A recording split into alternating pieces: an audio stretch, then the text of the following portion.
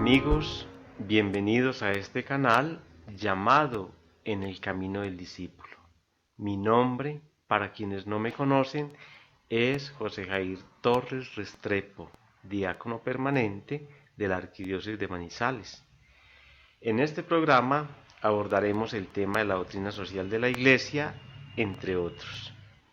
Si es la primera vez que me ven y les gusta el contenido de este programa, los invito a suscribirse a este canal y dejar sus comentarios, darle pulgar arriba y activar la campana de notificaciones.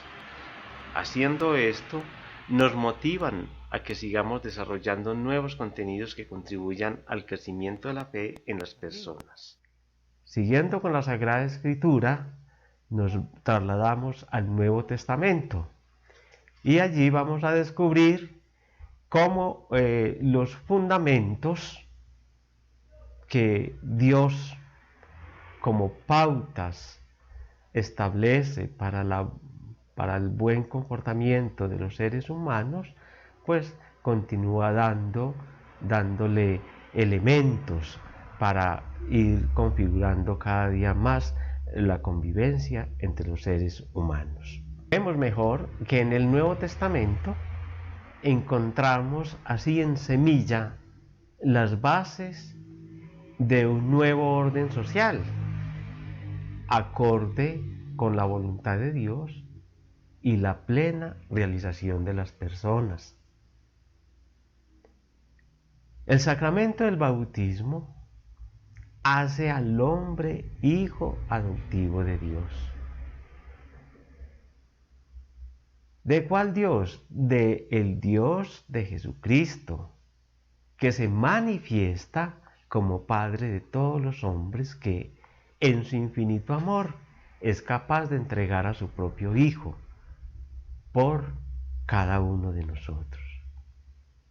Y allí que la redención representa la reconciliación con Dios de la humanidad y la posibilidad de superar las consecuencias de ese pecado que empezó allá en el Antiguo Testamento y que va renovándose en gracia, acrecentando en el hombre una criatura nueva. La liberación en Jesucristo no es una liberación cualquiera, no es una liberación meramente humana. No, la liberación en Jesucristo es ante todo del pecado en todas sus formas, teniendo consecuencias concretas también en la sociedad. Porque recordemos que el pecado, siendo personal, termina siendo un pecado social. Y allí que la ley divina encuentra su plenitud en el Nuevo Testamento. Respecto a, en primer lugar, a lo social. Jesucristo es la fórmula, o mejor, nos da la fórmula para poder vivir una vida feliz. Y se traduce por el mandamiento nuevo del amor, hasta la entrega y sacrificio de la propia vida. La propiedad está en el ser y no en el tener. Esto se expresa por medio de la solidaridad y de la comunicación de bienes que la Iglesia promueve en todos sus fieles. Este orden debe ser consecuencia de la fructificación histórica de la palabra de Dios en el mundo, que es imposible con todo radicalismo o imposición por la fuerza. Decíamos que Jesucristo es el profeta, es la palabra sustancial y definitiva de Dios a los hombres, como nos lo dice la carta a los Hebreos. La aplicación del Evangelio para iluminar las situaciones y problemas sociales generará respuestas propias y específicas que ahora organizamos en grandes momentos históricos, o si lo preferimos llamar, en grandes etapas de esa realidad social a lo largo de la historia. Tendremos que hablar de varias etapas, pero citaremos solamente algunas. Por ejemplo, la etapa muy significativa en la Iglesia, como fue la etapa patrística, distribuida durante la civilización romana, porque la invasión de los bárbaros, pues se reunían unas ideas sociales que a veces no eran congruentes con lo que la Sagrada Escritura pues proponía y de los santos padres. También es importante resaltar la etapa escolástica, que se realiza la interpretación del contenido social de la revelación acomodándose a las circunstancias de su tiempo. Y desde allí se intenta una formulación sistemática de las mismas dentro de la teología moral y del derecho natural. Y una época pues que nos toca a todos nosotros, porque es la época actual, donde es la constitución de la doctrina social de la Iglesia como enseñanza, pero como una enseñanza independiente formalmente de la restante doctrina de la Iglesia, donde hay tres etapas: el periodo preconciliar, el periodo conciliar y el periodo posconciliar, que es en el que estamos actualmente. Los padres de la Iglesia, para nosotros, son intérpretes singulares de la Escritura y testigos de la tradición. Acreditan el sentido social del Evangelio y la imposibilidad de renunciar a él para ser auténticamente cristianos. Ellos denuncian la avaricia, el uso egoísta de las riquezas, el afán desmedido de poseer. En el orden social marcan una serie de principios básicos cuyo fin es poner de manifiesto la unidad e igualdad esencial en las relaciones humanas.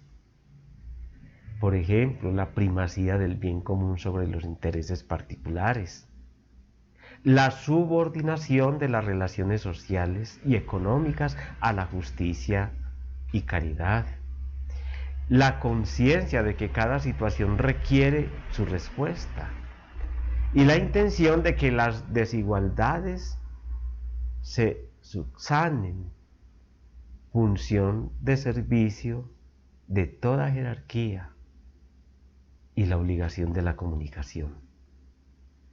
En el orden económico, primacía de los valores humanos y el señorío del hombre sobre las riquezas. No al contrario, como se ve hoy en día, que las riquezas están por encima del hombre, no. Es el señorío del hombre sobre la riqueza, alejándose de la avaricia, obviamente, y del afán de lucro. Por eso es necesario ejemplarizar la propiedad, que debe ser entendida como administración. Las riquezas están en estrecha relación a las necesidades básicas del hombre. El concepto de lo superfluo supone la obligación en justicia de comunicar o de dar. En la Edad Media y moderna, hablábamos ahora sobre la escolástica o la época escolástica. Allí se acentúan los problemas racionales y canónicos, dignidad y dominio del hombre, el hurto, la prohibición de la usura, clases de limosna y su valor penitencial. Todo se viene tratando desde esa época. desarrollaron los aspectos sociopolíticos, por ejemplo, y no de manera sistemática, donde la comunidad de bienes y propiedad privada era un derecho natural y positivo, derecho del pobre, obligación de la limosna o comunicación de bienes, extensión de los bienes necesarios y superfluos y licitud del comercio, precio justo y usura, trabajo manual. De todo eso se hablaba, de su obligatoriedad, de todo eso se hablaba. Con la nueva comprensión del hombre, derecho de conquista y de guerra, la moneda y los cambios monetarios, los dominios del derecho internacional, el derecho penal y la ciencia política. Todo esto, desde épocas atrás, se ha venido hablando. Los autores más significativos serían, de esa época, Francisco de Vitoria, Domingo de Soto, Alfonso de Castro, Francisco Suárez, Luis de Molina, entre otros. Luego viene la Restauración Católica, y entonces el antecedente inmediato a la doctrina social de la Iglesia es el catolicismo social, movimiento seglar de acción social y de estudio de los problemas derivados de la moderna cuestión social que tiene lugar en Europa. Por ejemplo, en Francia se inicia en el año 1870 con la fundación de la obra de los círculos, que se extiende rápidamente, fundando en las principales ciudades los famosos círculos de obreros. En Alemania, por ejemplo, se encuentra Monseñor Kettler, precursor del catolicismo social, que originará los círculos obreros católicos y congresos católicos alemanes. Pocos años más tarde aparece un gran hombre en la Iglesia, nada más y nada menos que León XIII. Creó el Comité Romano de Estudios Sociales con cierto carácter internacional. Vemos entonces cómo la doctrina social de la Iglesia, en esas diferentes etapas, la escolástica, que será una de las fuentes de inspiración del catolicismo social, donde estarán presentes laicos y clérigos, diversos cardenales y obispos con autoridad en la famosa Rerum Novarum, que apoya el catolicismo social y que lo encontramos en todos estos documentos que nos facilita el magisterio de la Iglesia. Ahí vamos encontrando aquellos elementos que nos van a hablar sobre la cuestión social, donde se comienza a plantear de manera independiente cómo los papas y obispos van tomando conciencia de la necesidad de intervenir con enseñanzas en las cuestiones sociales de su tiempo y su potenciar la formación de esas conciencias en los fieles, como hoy es necesario volverlo a hacer. Por eso este programa que les estamos invitando y que si quieren ustedes pueden seguir como un curso de formación que más adelante les indicaremos cómo. Se comienza entonces a desarrollar la conciencia de un cuerpo doctrinal que se configurará a partir de las encíclicas sociales y otros documentos que nos proporciona pues nuestro magisterio de la Iglesia. Un poco de la Rerum Novarum, que instaura la doctrina social de la Iglesia, aunque respondía también a las circunstancias sociales y doctrinales de su momento histórico. Plantea a partir de allí una nueva consideración global y sistemática de las cuestiones sociales, basándose en los principios evangélicos y la ley natural. De allí que la Iglesia opta por los oprimidos, identificados en este caso por los obreros. Estamos hablando de la premisa que contiene la Rerum Novarum. Pío XII publicó la Quadragesimo Annum, uno de los referentes es la crisis de 1929, que evidencia la falta de ética y el sentido social en la economía.